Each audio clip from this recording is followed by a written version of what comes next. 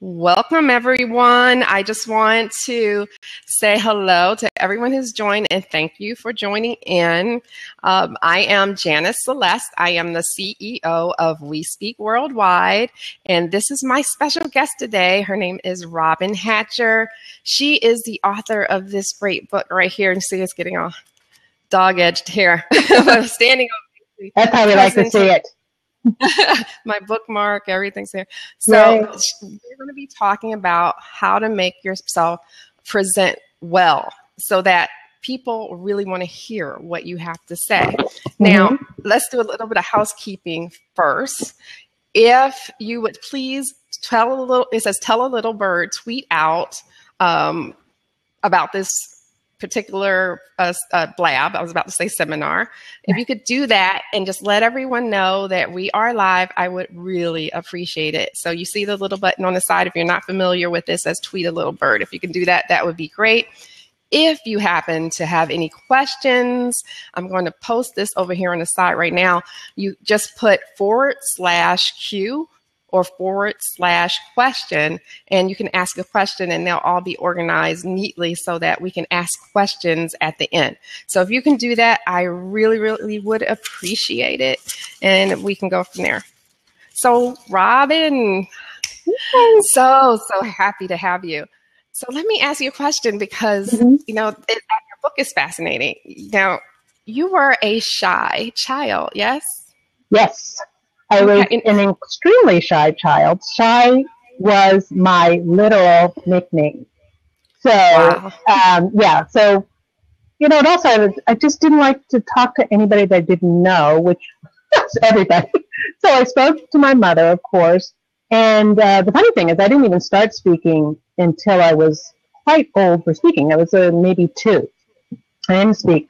And when I spoke in these kind of made-up words that only my mother understood. So, of course, then I didn't feel comfortable speaking to anybody who didn't understand me. So I spoke to my mother, I spoke to my sister. But literally, when I was young, between probably the ages of 6 and maybe 11 or 12, if I were walking down the street with my mother and my sister, I would be introduced as, my mother would say, this is my daughter, Donna, this is my daughter, Shy. And if you were to get a Christmas card from our family, you would get a Christmas card that said, my father, my mother, Donna, and Shy. And that's what it was. Well, how did you get over that? How did you get started as a public speaker? What did you do? What happened?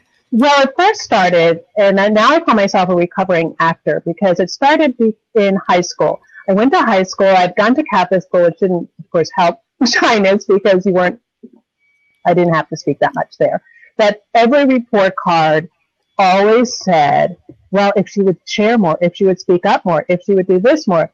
And so I got to high school and I thought, okay, this is not fun. This isn't working. It was almost like a straitjacket. So I started thinking of ways. And at one point, my mother had enrolled me in acting classes because she thought that might help me.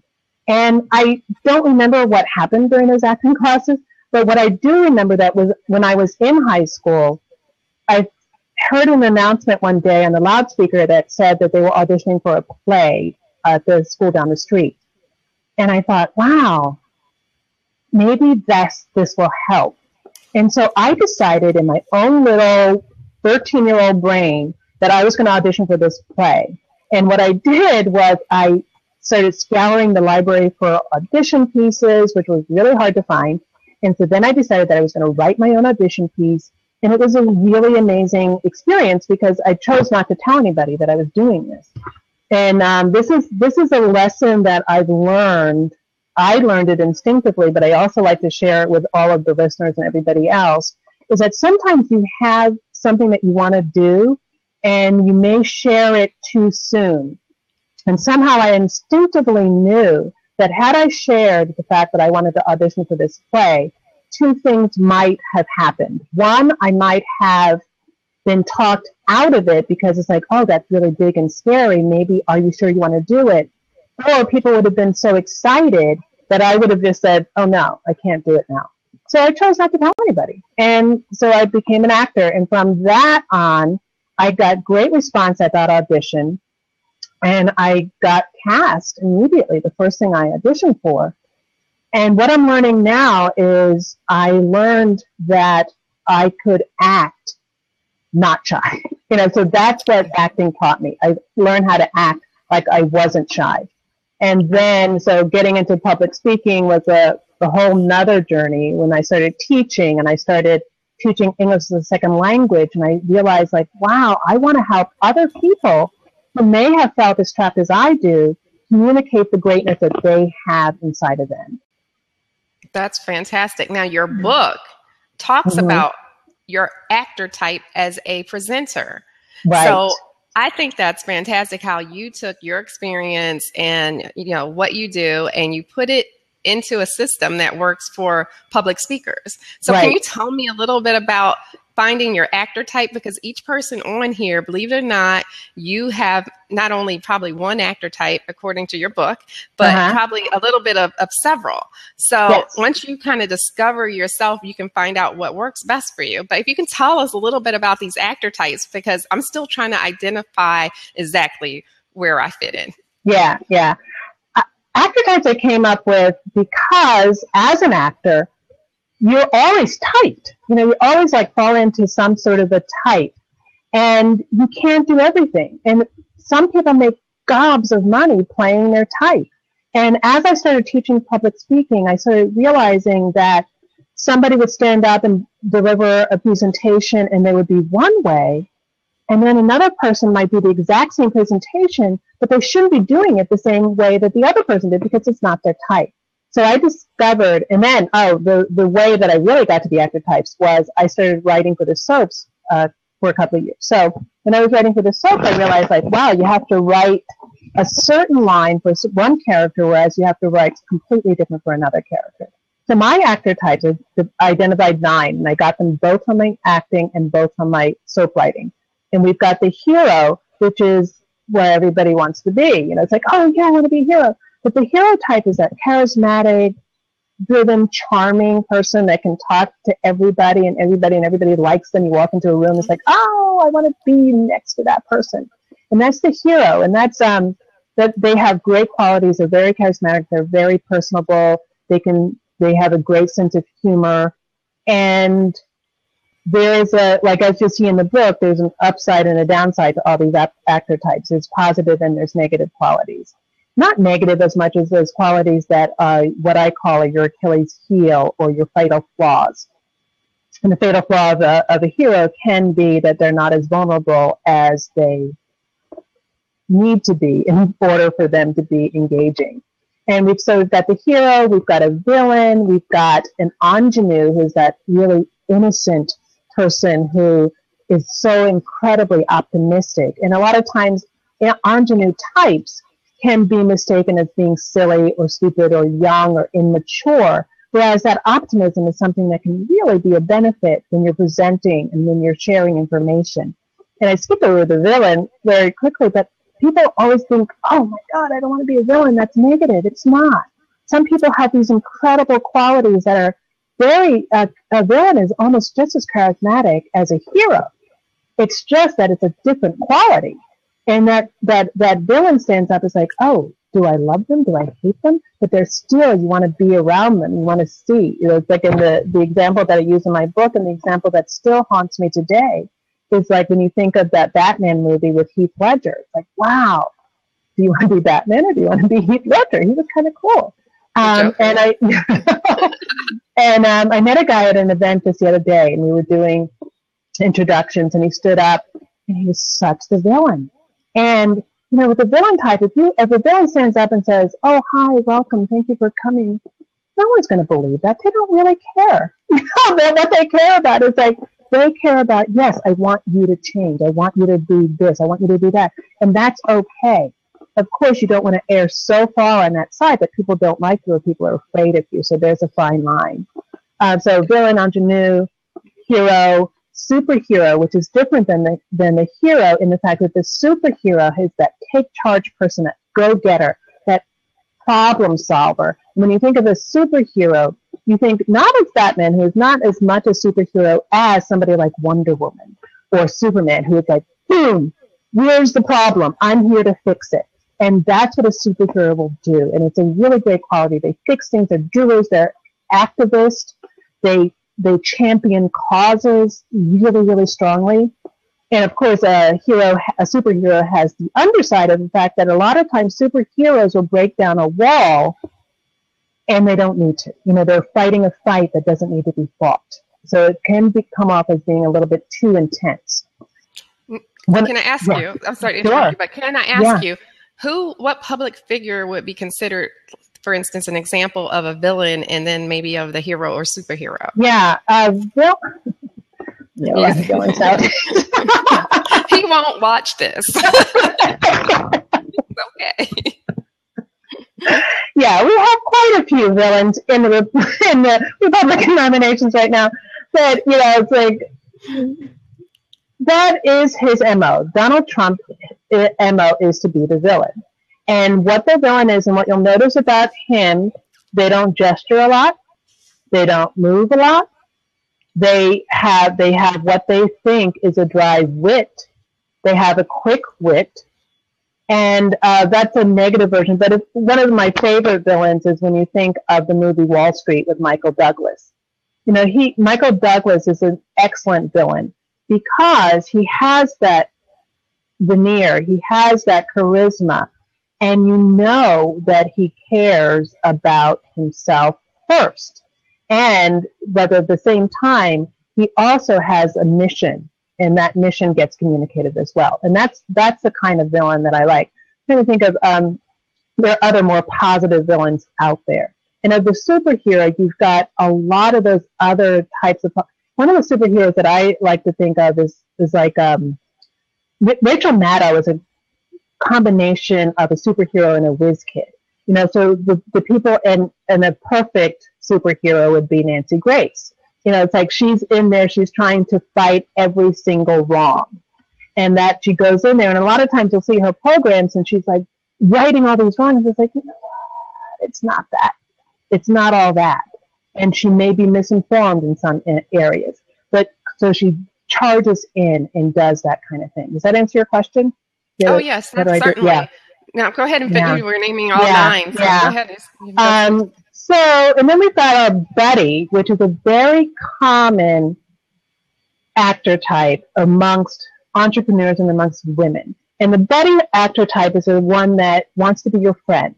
They want to make sure that they're liked. Being liked is extremely important to them. Helping people is extremely important to them. And those are really great qualities. Those are the people that are in service. You want to think of all of those people that are in service, and they're really, really sweet and nice and supportive. Buddies are extremely supportive. And one of the downfalls of a buddy is that people can take advantage of them. Buddies have more difficult time asking for what they need and what they deserve. So buddies can be underpaid and overused and overworked. And it's a great quality to have. I have a lot of buddy in me. And one of the things that I need to do is at certain ventures, I have to bring out my hero qualities, or I have to bring out my superhero qualities sometimes too. So that's the beauty in the actor types, is what you want to do is you want to learn what you have the propensity to. You want to learn what your safe mode is. And we usually know what that safe word is, our initial or our authentic self is under stress. Under stress, we revert back to our natural qualities. And my natural qualities would be a buddy, which is like where I was shy and all of that. I want to please, I want to be quiet, I want to be a good girl. And so under stress, I have to say, okay, buddy, you've got to take a second seat, and Miss Superhero has to come up because I really need this person to pay attention to me. So that will give me what I need. Wonderful. And that's what has to happen.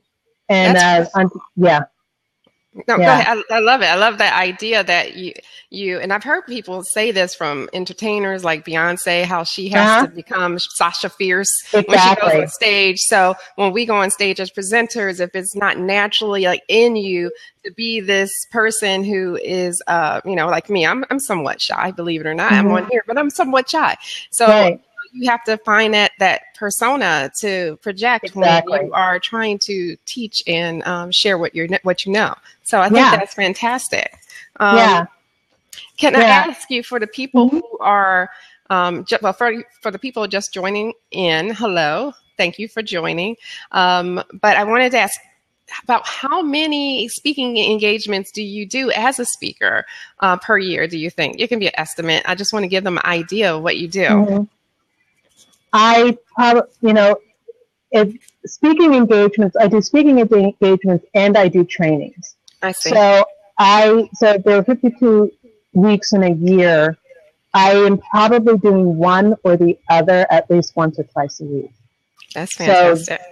So that boils down into over 100 speaking engagements or training engagements. So the speaking engagements, and they vary a little bit because trainings are much longer. So I have to,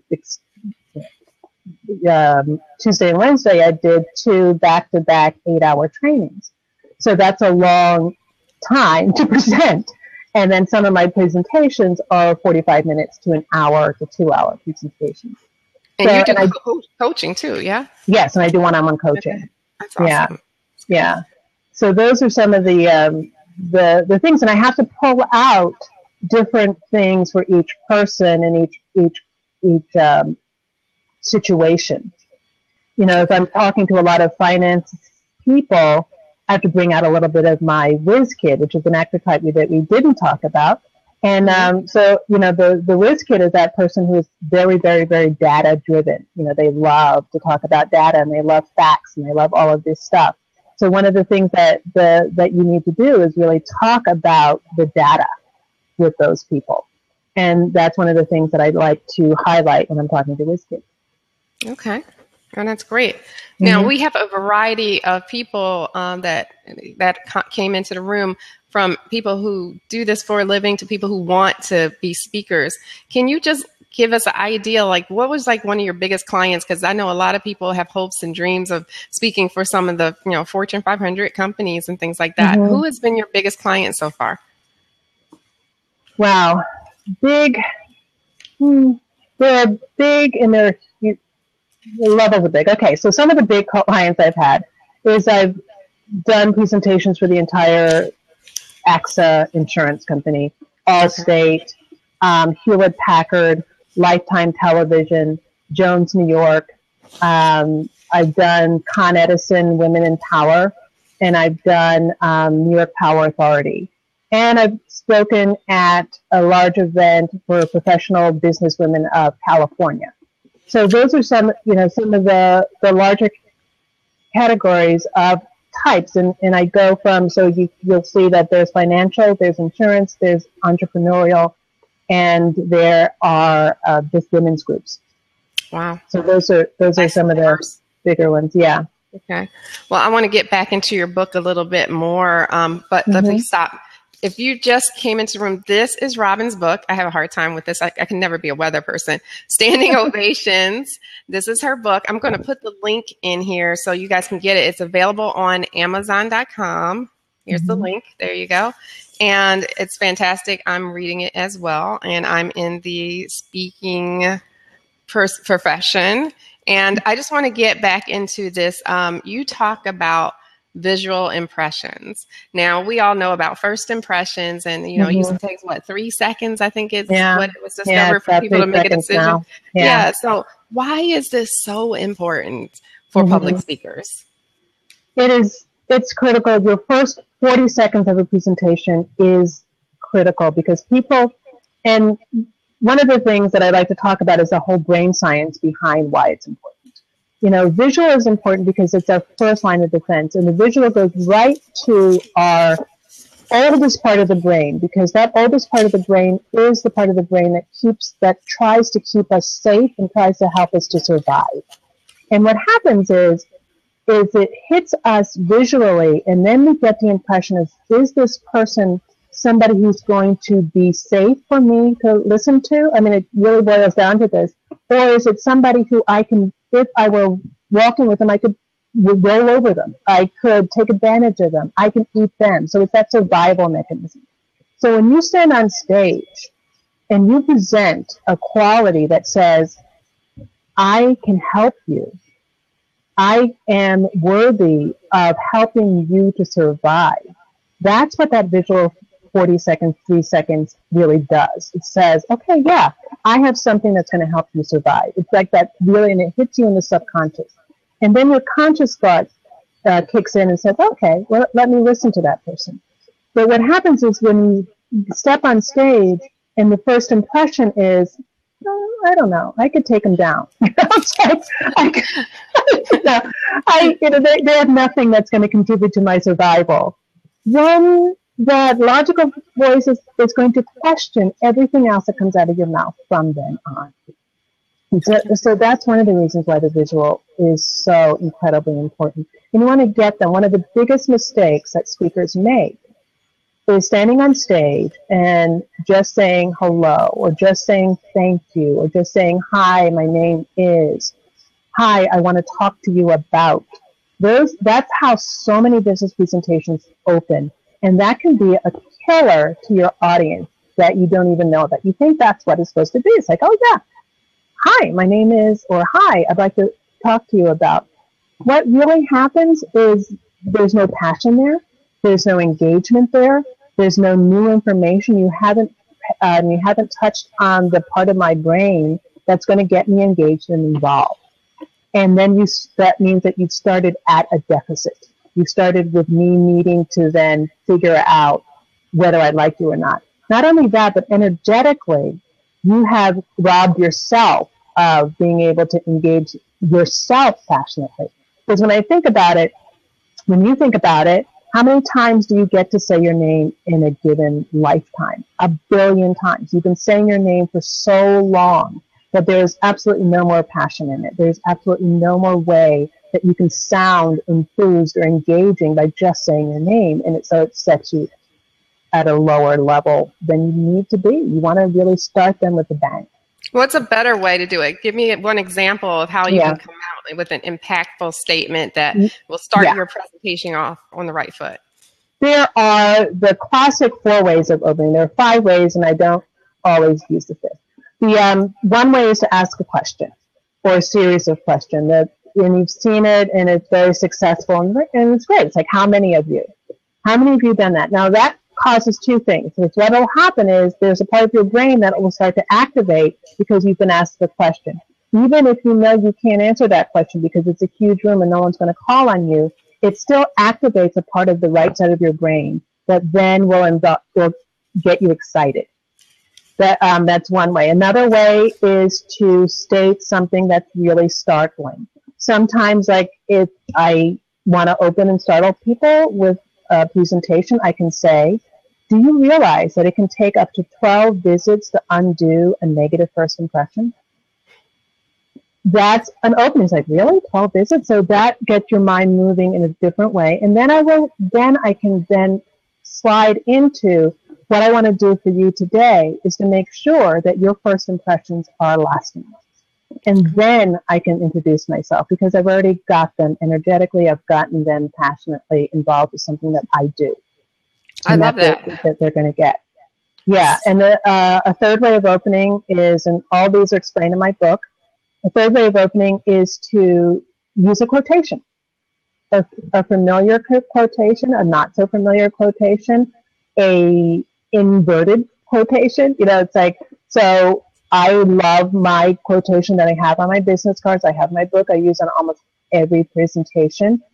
And it's Ralph Waldo Emerson that says, what you do speaks so loud, I cannot hear what you say. And it's a brilliant quotation because it encapsulates everything that I believe in.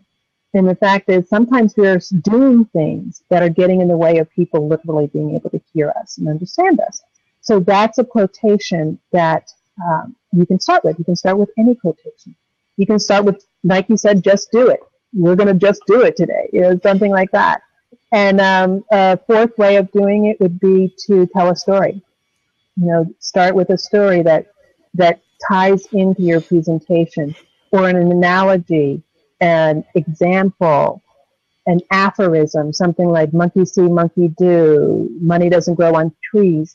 Things like that are ways to really just get them in the beginning. And if you get them at the beginning, it's so much easier to keep them. Not only that, but you're more engaged at the same time. Sounds good. This is some good information, everyone.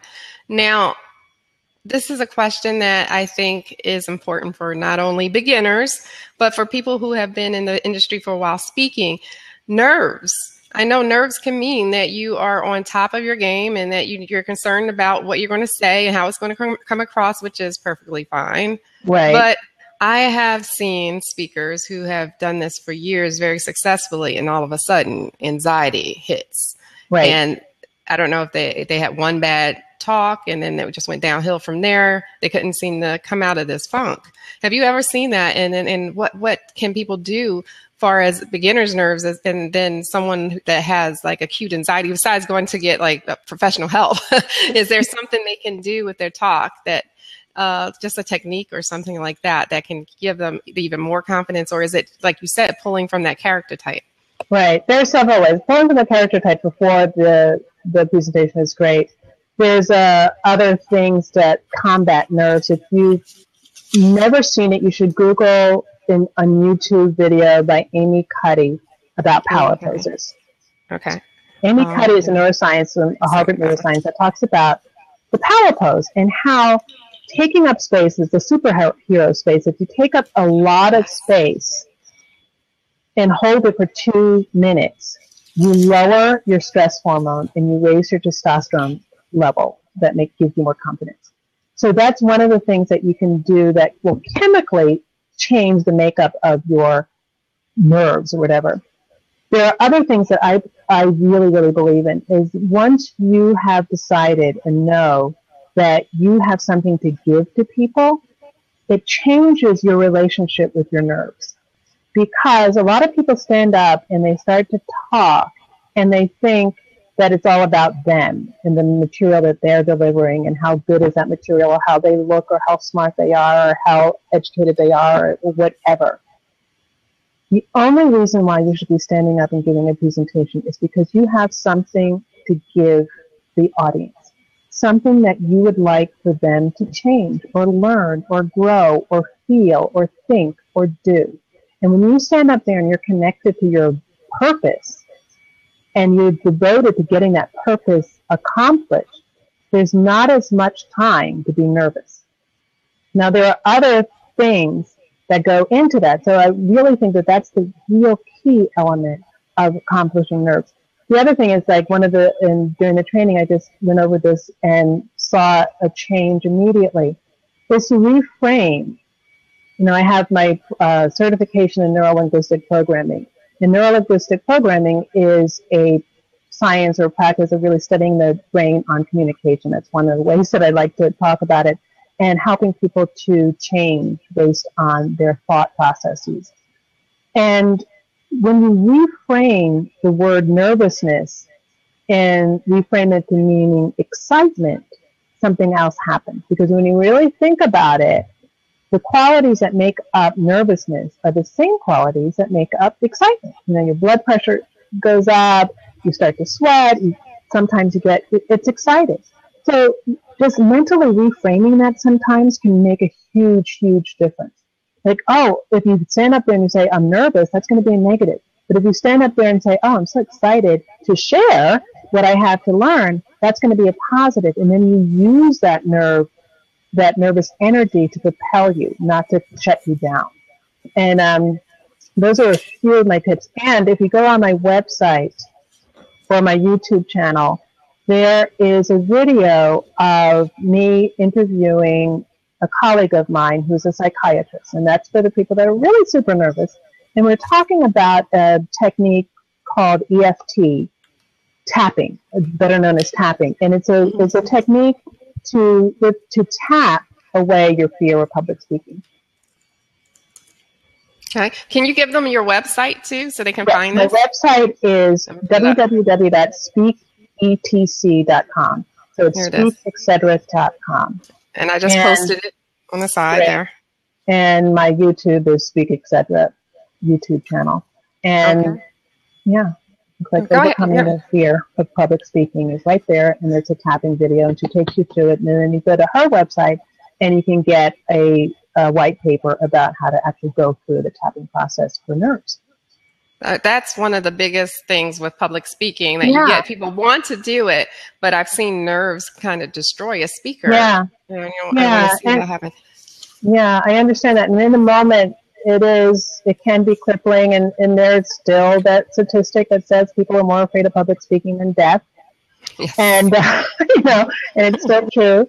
And that fear is coming from that fear that you're going to be kicked out of the tribe, you're going to be being made fun of, and all of that. And what you want to do is just reframe the fact that, hey, you know what? I have something to share. And there's no way that people are going to get what I have to give them unless I'm up there talking about it. Okay. I want to remind people who are in the room with us that if you have a question or a comment or anything that you want to say, make sure that you ask it in the chat area here. And if it's a question, you can put the Q / or / question, and it will be organized in our little tabs neatly so we can answer your questions at the end. So I'm going to save some time at the end of this presentation for questions. So I'm looking for them. I'm looking right now. I don't see any. Come on, guys. I could use some questions. All right. So I just want you to know to do that.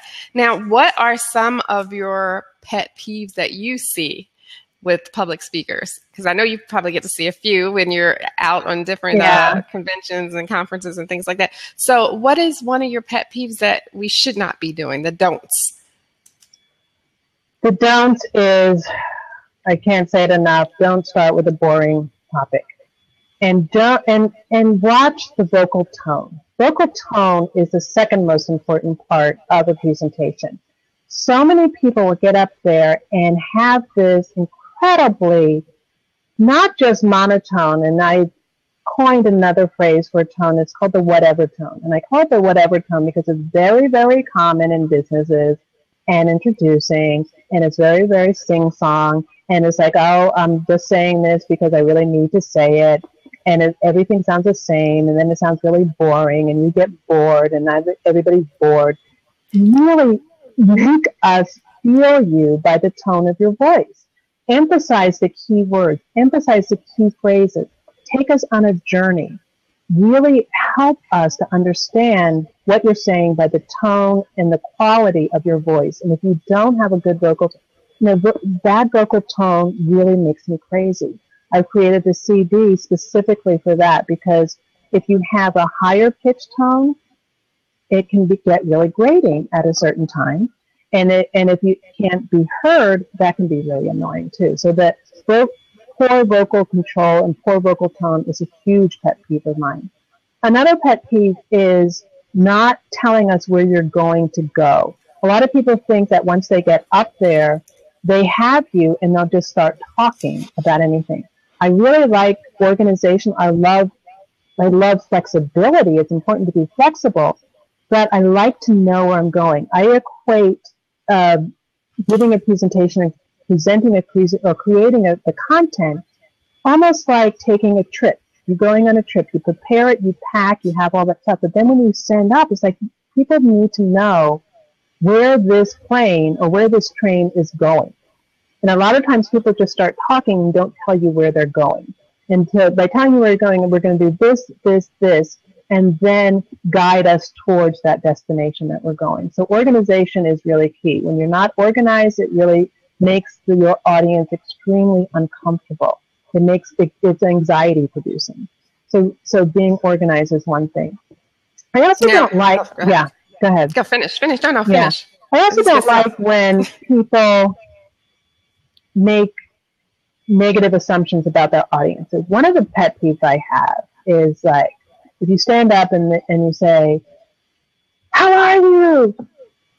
Oh, and then you get the response and it's like, oh, I can't hear you. For some reason that drives me nuts. And the reason why it drives me nuts is if you're not getting the energy you need from the audience, then don't blame the audience. It's like they don't have a responsibility to cheer for you. You have the responsibility to engage them. And I don't like the feeling of a presenter judging me as an audience member. It's something that I have an issue with when people do. I'm giving you props for that one because that's really important. That's really important. I agree. I think the purpose is to wake people up after lunch or something, but I don't like it either. I expect you to engage me. I don't want to get up and do jumping jacks. So yeah, I agree. You have that CD that you mentioned available on your website, correct? Actually, my current website is not available, but it is available on Amazon. So what you want to do is Amazon.com, Speak ETC vocal workout. The Speak Center vocal workout. And that comes in a downloadable form, MP4. You can download it, and you can even download, I believe on Amazon, you can download specific tracks.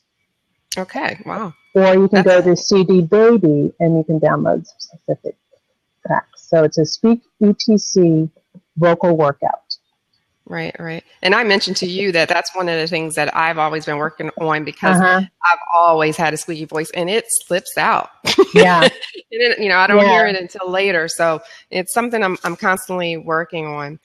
Now, let me ask you, and I kind of know the answer to this, and it's not really one answer to this, but for someone who's new to public speaking, can you give them some advice on how to get started? I mean, you are an accomplished speaker, so there are people who want to be there. So what advice would you give a newbie who wants to get into this business?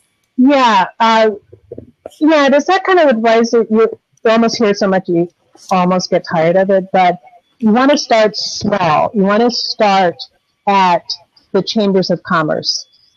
I believe one of my first presentations was for the Chamber of Commerce in Manhattan Chamber of Commerce. You can donate your services. They will have an audience there because people come to those events. They're usually sponsored. This one was sponsored by a bank at TD Bank. And it's a great way to start there. Most cities have chambers of commerces. And you can also start with colleges. You can start with volunteering at, say, a company to do what's called a lunch and learn. So a lot of times companies will sponsor a lunch and learn for their employees. They'll serve them lunch and they'll have a guest speaker. And you can start by reaching out to different companies or different small places in your neighborhood, in your city, in your town to say, oh, I'd love to come and talk to you about this and volunteer. There are church groups. There are synagogues. I did a presentation for a group in a synagogue once. And there are also all of those networking events that are always looking for speakers. Women's groups, Financial Women's Association, New York Women in Communication. There's so many different groups that you can find, and associations are a really great way of doing it. Look at an association list and say, I have this topic and I would love to beta test this with your group. And I would come in and you get the experience and you get the audience and you get the feedback. And those are the things. And so I get paid for speaking now, but I still do some speaking events that I don't get paid for because you get the experience and you get people that know you. You get people that you can put on your mailing list, and you get, most important, the SEO, because then you can advertise that you're speaking there. So those are some of the beginnings. Do you have any other ideas or thoughts? Yeah, one of the things I would like to say is that if you are speaking for free, if you can get it videotaped, or sometimes they will videotape it and you just have to ask for the tape, because that's how you sell yourself later. You can send a clip to someone else who might pay you to speak. So if you're speaking at the chamber, if you're speaking for SCORE or the church or the synagogue, even if, and I've told people this, and I don't recommend necessarily doing it with like an iPhone, but iPhone today has great video, but you won't necessarily get the audio. So unless you have an external microphone and you have the whole setup, it's not necessarily the best way. If you can get it professionally done, is the best way. I have seen people do it in front of a speaker, like a literal audio speaker, and videotape, and it came out okay. But remember, that's your brand you're talking about. So the more professional it is, the better. But even from the beginning, you're going to want to start recording when you speak. Because video is the medium. Yeah, that's an excellent point. And that reminds me that TD Bank video is still on my YouTube channel, because when I was doing the Manhattan Chamber speaking event, I had a friend who is a videographer, and he did a professional video, and it was great. It was perfect, and I used that video still, piece of that video still to this day. So that's great advice. And on that same note, why not the iPhone? There's a statistic that, it can take 12 visits to undo a negative first impression, all this stuff, and face-to-face. But on video, a bad impression can last a lifetime.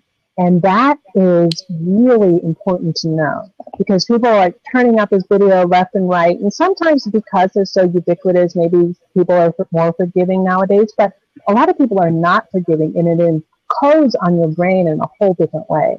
And I have little experience around that, because I knew someone once that I really, really respected, and then she put out a really bad video. And now, I can build that respect back, but it still haunts my opinion of her. Right. So good video is important. And it's the fastest growing medium right now. Look, we're on Blab right now. This is going to end up on YouTube. Now, Miss Bummy, is that how you say it? Miss Bummy Benjamin, she made a comment. She said, when you do not give yourself permission to be real, there will always be tension and a sense that you need to protect yourself from being found out. Do you think someone's fear is locked up in your reluctance to be real? And what tips can you give on being authentic? Because you talk about being your authentic self. Okay. Did you read the book, Miss Benjamin? Go ahead. Now, I'm rethinking the overuse of the word authentic. And I'm really glad this came up, because there's a very fine line between authentic and effective. And people often can use the word authentic to mean I'm not changing because this is who I am. That doesn't work for me. But to that question's point, a lot of people do cover up their real selves, or what they really need to say or want to say, in that guise of I'm going to be professional. So it's a very complex issue, and I'm really exploring it fully, because authentic is being overused, and it doesn't mean anything anymore. Effective is what we're going for. And sometimes what you think is authentic is ineffective, so that doesn't serve anybody. And so what I'd really like people to know is what they have inside, and value what they have inside, and then polish the delivery so that what they have inside can communicate in an effective way. And that takes some skill and polish, and sometimes it takes coaching and training to pull that out. So people do hide behind that being real thing. So sometimes your real feelings, your real emotions do need to come out. But do they need to come out with you being real? Or do they need to come out with you being effective? Does that make sense? It makes total sense. Do we have any other questions? I have people pitching me right now, but as far as James, I will put my website down here, and you could just send me your links to start, or just an email, and we'll go from there. But does anyone have any further questions for Robyn as well? Just let me know. Hold on, let me just do this, because she has some really great information. So if you go to my website, James, you can just send me an email from there. So good one. I'm just looking at all the different comments here. Make sure we're not forgetting anybody. Speak, etc. So can you give them your website one more time? I put it up further in the comments, but I'll type it up again. But give them your website one more time. Go to speakeTC.com, www.speakeTC.com. That's my website. I have a page of Facebook page, which is Speak Etc. I have a YouTube channel, which is Speak Etc. Speak ETC, and Twitter's again at Speak ETC. So you can get in touch with me in many different ways. And there's a lot of video and information on my website. I have created nonverbal videos that's all over the website. And if you want to find out what your actor type is, you can take my actor type quiz on my website. It's a 5-minute quiz. You click in, you answer 9 questions, and it will send you back information about how you scored on the actor type quiz and more detailed information about some of the actor types. I'm going to so do that. Find out what my actor type. Well, does it just tell you one, or does it tell you you're a little bit of this one? It tells you a little bit. Yeah, it tells you your top. Okay. Yeah. And if you want to get Robyn's book, I saw James said he's getting the book, so I'm going to put that link up again. And you can also hire Robyn through our group through We Speak Worldwide. So if you follow me, you know about my business there. So I'll put that up there too. If you guys have any questions, we still have almost 13 minutes left. So you can ask questions. I saved this time specifically for your questions. I just want to do promo for next week too, because next week I have another one of We Speak speakers coming, wants a blab, and she has a unique story. She lost 200 pounds naturally. She was almost she was over 400 pounds, and she was told that she couldn't do it naturally by her doctors, and she became determined and said, I'm going to do this. I'm not going through surgery. And she's been on Dr. Oz. She's been on Steve Harvey, Katie Couric. Essence Magazine has written up about her. She is fantastic, phenomenal woman named Natasha Coleman, and you're not going to miss her inspirational story, because she will motivate you to do whatever it is you need to do in life. All right. That's great. She is fantastic. Matter of fact, you can subscribe to that blab right now. I'm going to put that link up for next week as well, so you can have that. Now, let me just make sure I did all my housekeeping here and I did not forget anything. If you can give my guest, you guys who are still hanging on, if you give my guest some props for coming today, I really would appreciate it. I'm going to give her some props too. So thank you for coming, Robyn. If you have anything else you want to say or add to it, this would be the time. We still have a little bit of time. So anyway, what is this? We're good. What is your why? What is your why? You see one? What is your why? Yeah. We speak. I hope I did not miss it. Why? Wait. Yeah. Well, I speak. I don't know. He may be referring to. There's a quote that I really love, and I tweeted about often. Is people don't care about what you do; they care why you do it. Oh, I see. Okay. Yeah. And the why I do it is I have seen and experienced way too many boring presentations. Mm-hmm. I've experienced way too many people who are sitting on their own light. And my why, having grown up as an extremely shy person and not having the opportunity to share what I believe are my core values and to help individuals by sharing my core values.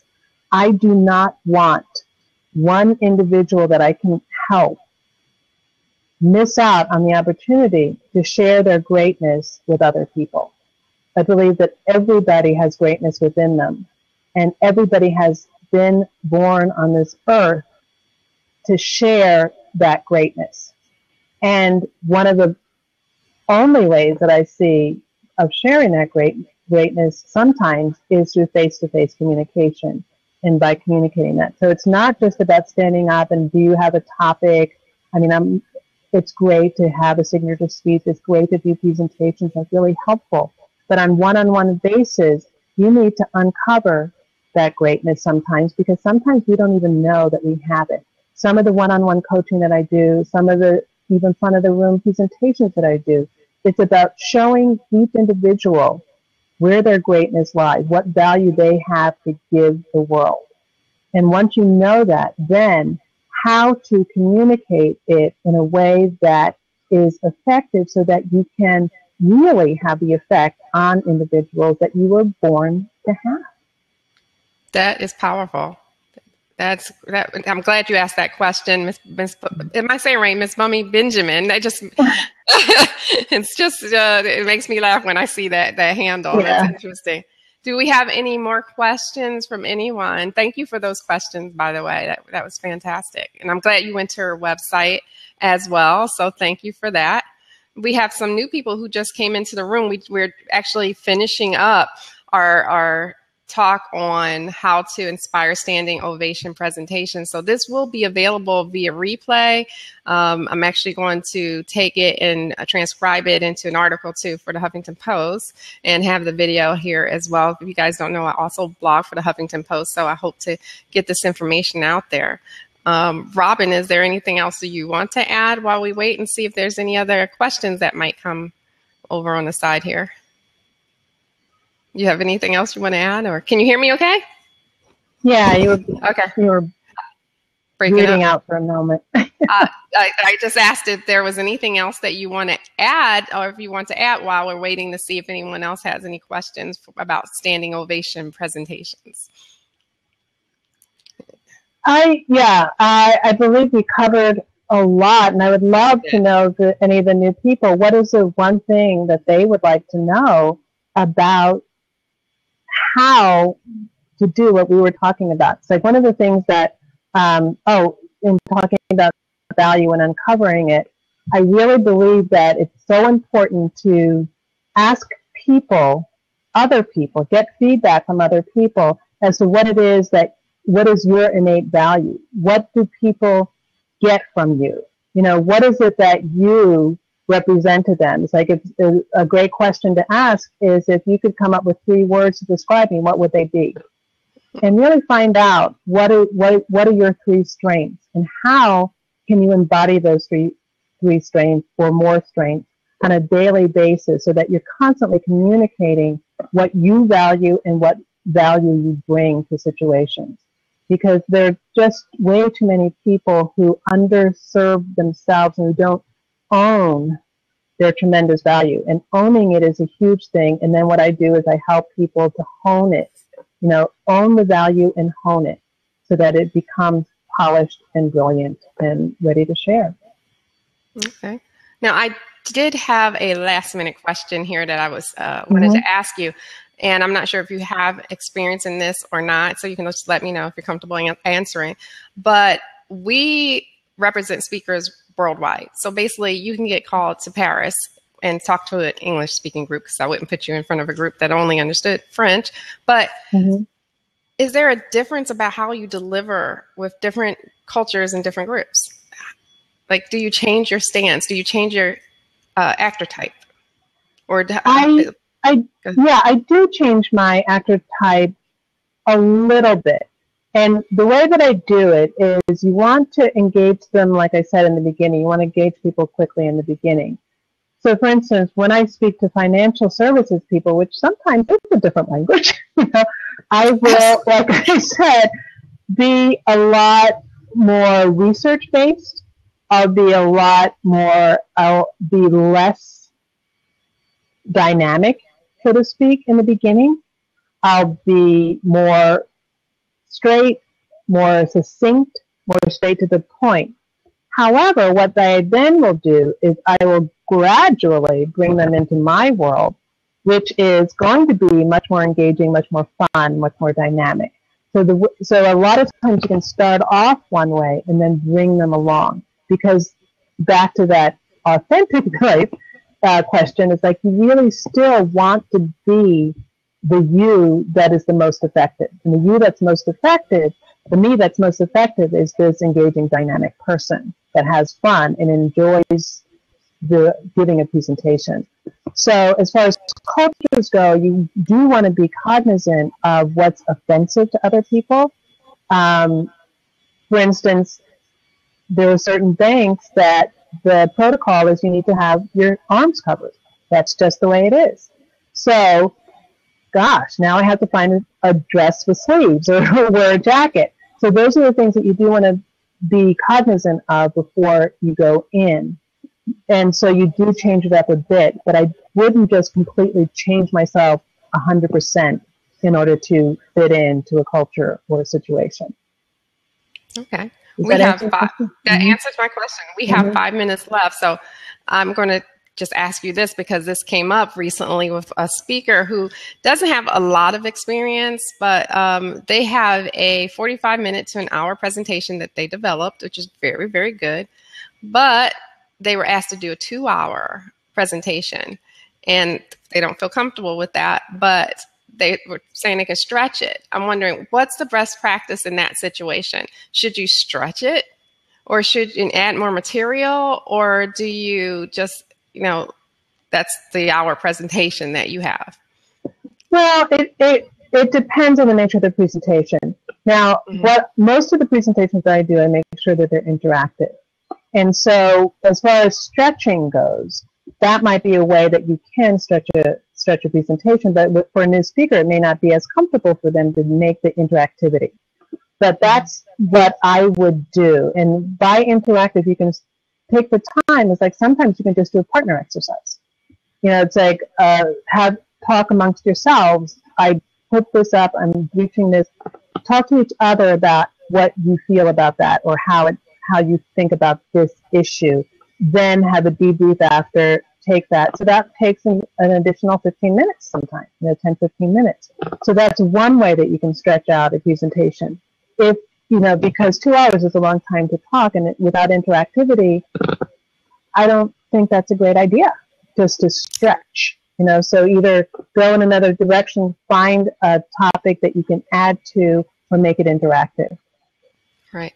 I believe that if you're in person, face-to-face with a group, that you should be interactive somewhat, because otherwise they could sit at their desk and watch you during a webinar. So if they're showing up to see you, you need to do something that engages them, not only verbally, but physically, not jumping jacks. No, not jumping jacks, but something that help them progress and grow with the topic that you're discussing. So I totally believe that. We got some last minute people in. We will be finishing this up in about 3 minutes, but you can always see the replay. This has been a very good interview. If you are interested at all in public speaking, Robyn and her book, I'm going to show you her book again. This is a plug for her book, Standing Ovation Presentations, available on Amazon.com. And she has also a CD available there on vocal workouts, so that you can have a pleasing voice. I'm definitely going to pick up your CD too, because I like to know what my speakers are doing, and I can definitely improve always with that. So I'm so excited to actually look that up and get it. And I'm so glad that you were able to join us today. So if anyone doesn't have any questions, we're going to probably start to close out. If you have any questions about presentations, you can still throw them in. We have 2 minutes left, so I'll take one last question. Thank you. I appreciate that. She said, great sessions, ladies. And if you can tweet it out and just let people know, tweet them out, because we'll have the replay. You can still tweet about it. I'll be promoting this after this blab as well. And just to remind you, if you can subscribe and follow us, we'd appreciate it. I'm putting up my next blab for next week. If you want to subscribe, you can get the notification for that. So that's up there as well. And you can follow us on Twitter as well as Blab. We'd appreciate the follow. All right. Thank you, Robyn, for taking the time out to do this. Yeah. I'll talk to you further about it. And thank you, everyone, for showing up and tweeting. We really do appreciate it. All right. Take care. Bye. All right. Signing off. Bye-bye.